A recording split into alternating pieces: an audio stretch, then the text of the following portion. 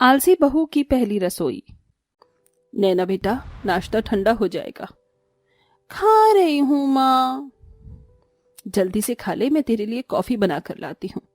नम्रता kitchen में जाती है और अपनी बेटी नैना के लिए कॉफी बनाती है। नम्रता कॉफी लेकर जैसे ही किचन से बाहर आती है। ये क्या नैना बेटा, सारा नाश्ता ठंडा हो गया और तूने अभी तक नाश्ते को छुआ तक नहीं। 2 मिनट माँ। नम्रता किचन में जाकर किचन का काम करने लगती है। आधे घंटे बाद किचन से आती है तो देखती है कि उसकी बेटी अभी भी फोन चला रही है, जिसे देख नम्रता गुस्से से सारा नाश्ता उठाकर ले जाती है। माँ, मेरा नाश्ता कहाँ है? उसे तो मैंने किचन में रख दिया है। कब से कह रही थी कि नाश्ता कर ले, नाश्ता कर ले, लेकिन तेरे कान पर जू नहीं देंगी। माँ, मेरा नाश्ता ले आओ, और हाँ, गरम करके लाना। तेरी माँ हूँ, नौकरानी नहीं। जाकर खुद गरम कर ले।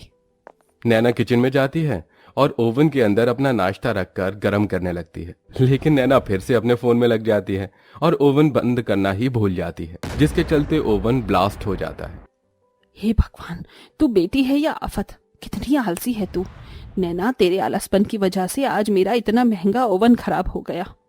इकलौती बेटी होने की वजह से नम्रता ने नैना को बचपन से बहुत प्यार किया था और नम्रता का यही प्यार नैना को बहुत ज्यादा आलसी बना चुका था। नैना, मैं पड़ोसन के साथ जरा बाहर जा रही हूँ। मैंने मशीन लगा दी है। जब 3 राउंड पूरे हो जाए तो मशीन याद से बंद कर दियो। ठीक है माँ। नम्रता के जाते ही नैना फिर से फोन में लग जाती है और वॉशिंग मशीन बंद करना भूल जाती है। 3 घंटे लगातार वॉशिंग मशीन चलने की वजह से वो खराब हो जाती है।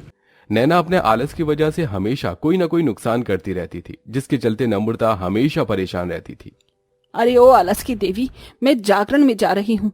मेरे पीठ पीछे घर का सारा काम कर दियो, लेकिन हाँ, किचन में जाने की कोई जरूरत नहीं है। पहले ही तू इतना बड़ा नुकसान कर चुकी है। अगर भूख लगी तो बाहर से खाना मंगवा लियो, समझी? नम्रता घर की जिम्मेदारी छोड़कर नैना पर चली जाती है, लेकिन जब नम्रता जागरण से वापस आती है तो देखती है कि सारा का सारा घर ऐसा ही पड़ा है और नैना अभी भी फोन में लगी हुई है। तुझे बस झाड़ू पोंछा करने के लिए बोला था, लेकिन तुझसे ये भी नहीं हुआ। कल को ससुराल जाएगी तो तू तो मेरी सबके सामने नाक कटवा देगी। चिल्लाओ मत माँ, मैं तो अपने ससुराल में भी ऐसे ही रहूंगी, बिल्कुल आलसी बनकर। ये काम वाम मुझसे नहीं होता है। नैना की बात सुन नम्रता उदास होकर बाहर आ जाती है। कुछ समझ नहीं आ रहा है, इस लड़की का क्या होगा? कैसे समझाऊं इस आलसी को? नम्रता, ऐसा चिंता करने से तुम्हारी बेटी का आलसपन दूर नहीं होने वाला है।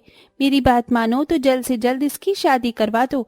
शादी करेगी तो कल को इसके ऊपर जिम्मेदारियां भी बढ़ेंगी और अपने आप ही इसका आलसपन दूर हो जाएगा। मधु की बात सुन नम्रता जल्द से जल्द नैना के लिए एक अच्छा रिश्ता ढूंढती है और कुछ महीनों में ही उसकी शादी कर देती है। और आज नैना की उसके ससुराल में पहली रसोई होती है, लेकिन नैना अभी तक सोई रही होती है। नैना बहू, ओ नैना बहू, उठने का इरादा है या नहीं? घड़ी में देख, 11 बज चुके हैं।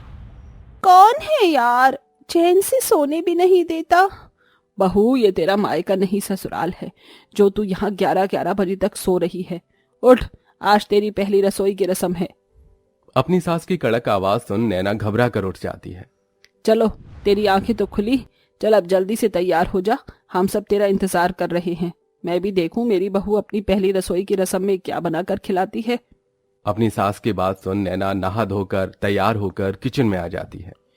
मैंने तो सोचा था कि नई नवेली दुल्हन अपनी पहली रसोई में 4-5 तरह की सब्जियां, पूरी, चावल, खीर और न जाने क्या क्या बनाती है, और मैं तो ठहरी 1 नंबर की आलसी। मुझे तो पानी भी उबालने में मौत आती है। एक काम करती हूँ, सबको पास्ता बनाकर खिला देती हूँ। इसमें तो ज्यादा मेहनत भी नहीं है। नैना किचन में पास्ता ढूंढकर जल्दी से पास्ता बनाने के लिए रख देती है। ये तो 5 मिनट में बन जाएगा, जब तक मैं अपना सीरियल देख लेती हूँ। नैना किचन में बैठकर अपना सीरियल देखने लग जाती है और ये भूल जाती है कि उसने गैस पर कुछ बनने के लिए रखा है। नैना फोन के अंदर इस कदर खो जाती है कि उसे किसी चीज को होश ही नहीं रहता, जिसके चलते सारा पास्ता जल जाता है। जलने की बदबू से मानसी और गौरव जैसी किचन में आते हैं। हे भगवान, ये क्या? बहुत सारी कढ़ाई जलकर काली हो गई और तू है कि फोन में लगी हुई है। माँ जी, वो तो मैं अपना सीरियल देख रही थी, मुझे आलस आ रहा था, इसलिए मैं गैस बंद करने के लिए उठी ही नहीं। हे भगवान, मैं बहू लेकर आई हूँ या आलस की देवी। ये तो एक दिन अपने आलसपन की वजह से इस घर में आग लगाकर मानेगी। अपनी सास की बात सुनकर भी नैना को कोई फर्क नहीं पड़ता, जिसके बाद नैना ब्रेड पर जैम लगाकर अपनी पहली रसोई की रस्म में अपने सास और पति को दे देती है और मजबूरन उन लोगों को वही खाना पड़ता है। राजकुमारी नैना जी, आप जरा कष्ट करके हमारे लिए भोजन बनाएंगी? ये क्या माँ जी, ये आप मुझसे किस तरह से बात कर रही हैं, जैसे कि मैं कहीं की राजकुमारी हूँ। हाँ बहू, तो सच में राजकुमारी तो है, तभी तो पूरा दिन आलसी की तरह घर में पड़ी रहती है।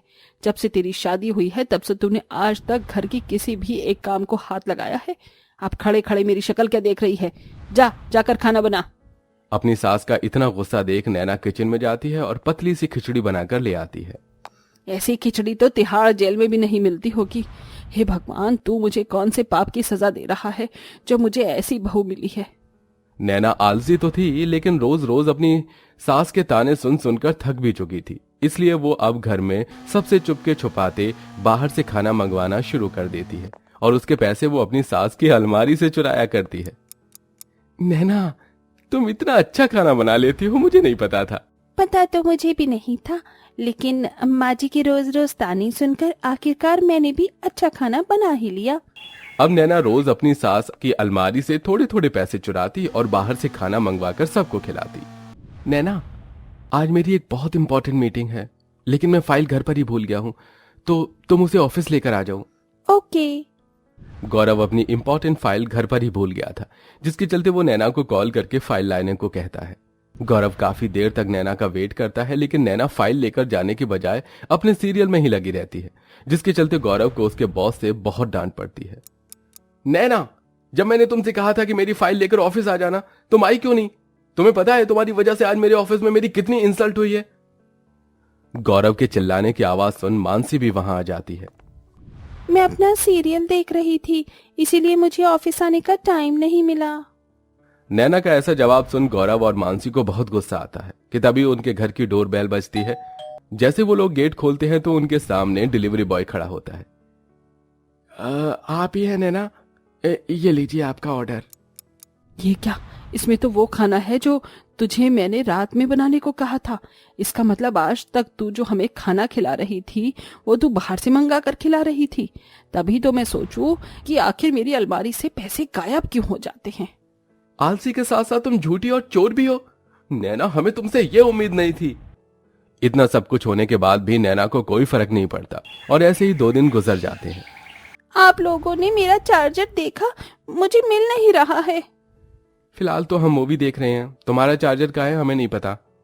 गौरव का ऐसा जवाब सुन नैना को बहुत अजीब लगता है, जिसके बाद नैना खुद ही अपना चार्जर ढूंढने में लग जाती है और ऐसे ही रात हो जाती है। नैना खाना खाने के लिए जैसे ही डाइनिंग टेबल पर जाती है। ये क्या, आज आप लोग बिना मेरे ही खाना खा रहे हैं? वो क्या है बहू, तेरी संगत में रह रहकर अब हम लोग भी आलसी बन चुके हैं, इसीलिए हमने खाना अपने लिए बाहर से ऑर्डर कर लिया है। अगर तुझे भूख लग रही है तो तू भी बाहर से मंगवा ले। अच्छा, तो ये सब लोग अब मुझसे बदला ले रहे हैं, लेकिन मेरा नाम भी नैना है। नैना, इनके इन हरकतों से मुझे कोई फर्क नहीं पड़ने वाला, लेकिन मेरे पास तो खाना मंगवाने के लिए पैसे नहीं है और भूख भी बहुत जोरों की लग रही है। लगता है आज खाना मुझे अपने लिए खुद ही बनाना पड़ेगा।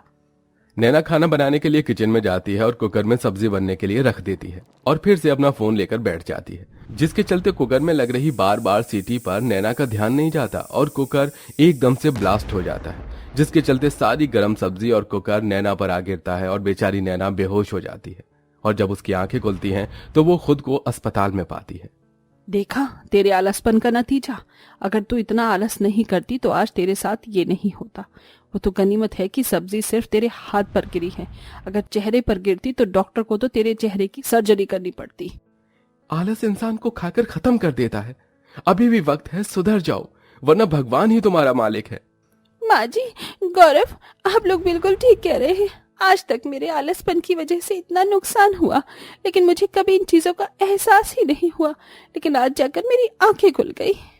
नैना की बात सुन गौरव मानसी बहुत खुश होते हैं और अब नैना हमेशा हमेशा के लिए अपना आलसपन छोड़ देती है। इसलिए कहते हैं दोस्तों कि हमें जीवन में कभी आलसपन नहीं करना चाहिए, वरना एक दिन हमारा आलसपन हमें ले डूबता है।